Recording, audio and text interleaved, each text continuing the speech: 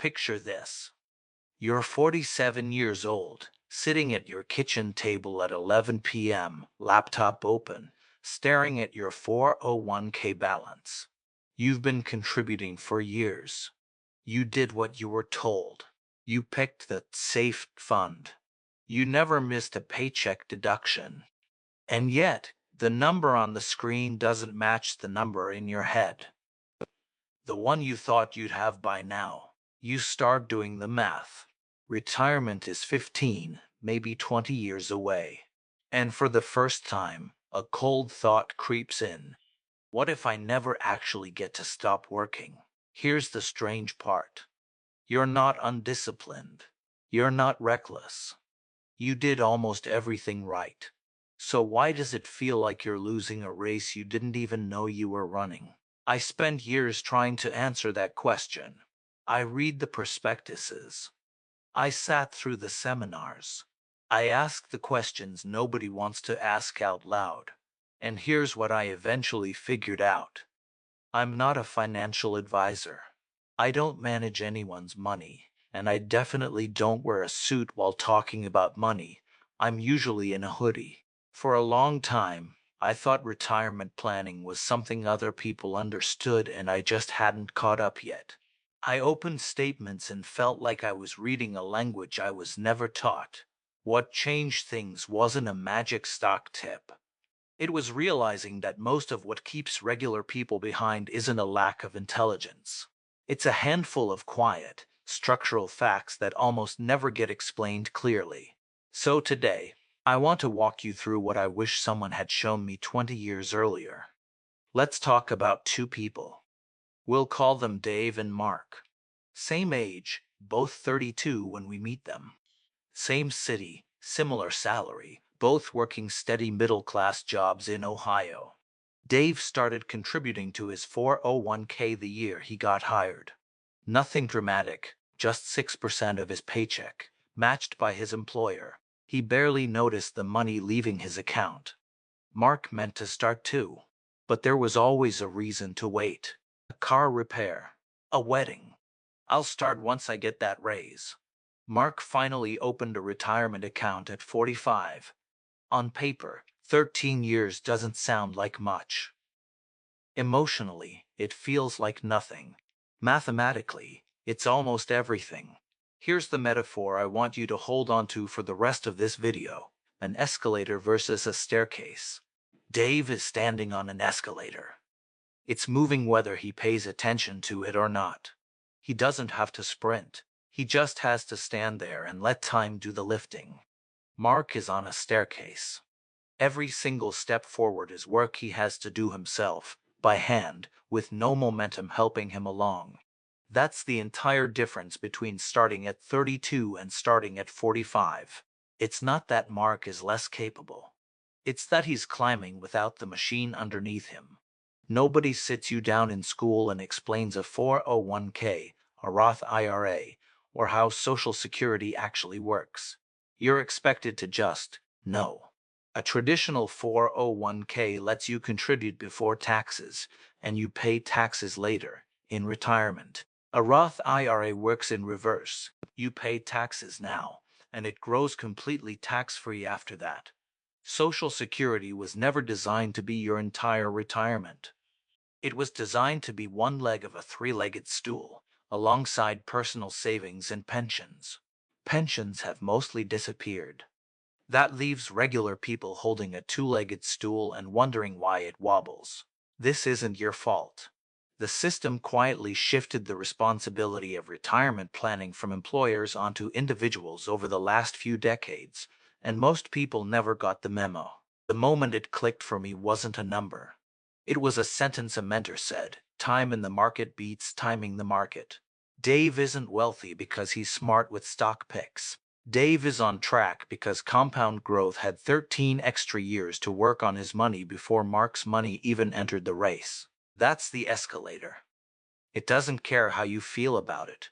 It just keeps moving. Let's make this real, with actual numbers.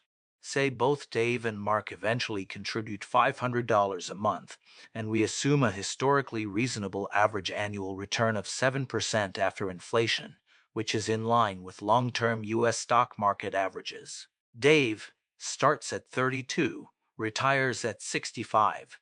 33 years of contributions. Year 1, $6,000 contributed, modest growth, balance around $6,200. Year 10, $60,000 total contributed, balance around $89,000. Year 33, $198,000 total contributed, balance around $730,000 plus. Mark starts at 45, retires at 65. 20 years of contributions. Year 1, $6,000 contributed, balance around $6,200. Year 10, $60,000 total contributed, balance around $89,000. Year 20, $120,000 total contributed, balance around $260,000. Same monthly amount, same discipline, same effort. The difference between them is almost $500,000. Let that sink in. Dave contributed only $78,000 more than Mark over his lifetime, but he ends up with roughly $470,000 more. Read that again. That gap isn't because Dave worked harder.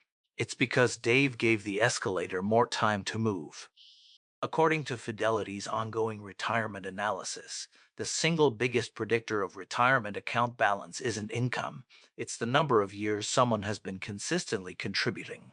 And research from the Employee Benefit Research Institute has repeatedly found that a large share of American workers report they aren't confident they'll have enough money to live comfortably in retirement.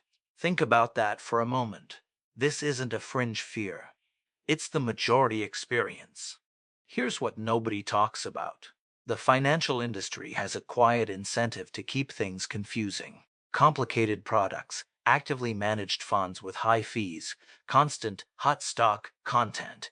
A lot of it is designed to make you feel like you need to do something clever. But the truth is almost boring. The people who build the most wealth over decades are rarely the ones chasing the newest strategy. They're the ones who automated a boring contribution, picked a low-cost diversified fund, and left it alone for 20 or 30 years. Wall Street doesn't profit much from just leave it in an index fund and go live your life. So that message rarely gets the marketing budget that flashy trading apps get. Boring, consistent, and unglamorous is the actual secret. It's just not a very good ad. But how do you actually survive this phase? The years where you feel behind and the finish line still feels far away. I think the honest answer is this. You stop measuring yourself against a timeline you didn't choose, and you start measuring yourself against your own last year. A few things that genuinely help. First, automate what you can, even a small amount. Removing the decision removes the friction. You don't have to feel motivated every month. You just have to not turn it off. Second, separate your identity from your account balance. You are not behind as a person. You started your race at a different mile marker than someone else, that's all. Third, give yourself permission to feel behind without letting that feeling turn into giving up. The people who recover aren't the ones who never felt discouraged, they're the ones who stayed on the escalator anyway.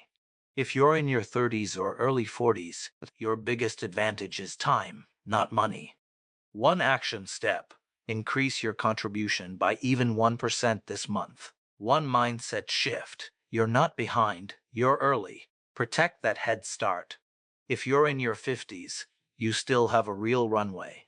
One action step: check if you qualify for catch-up contributions in your 401k or IRA, which allow additional annual contributions once you turn 50. One mindset shift: this decade is about acceleration, not panic.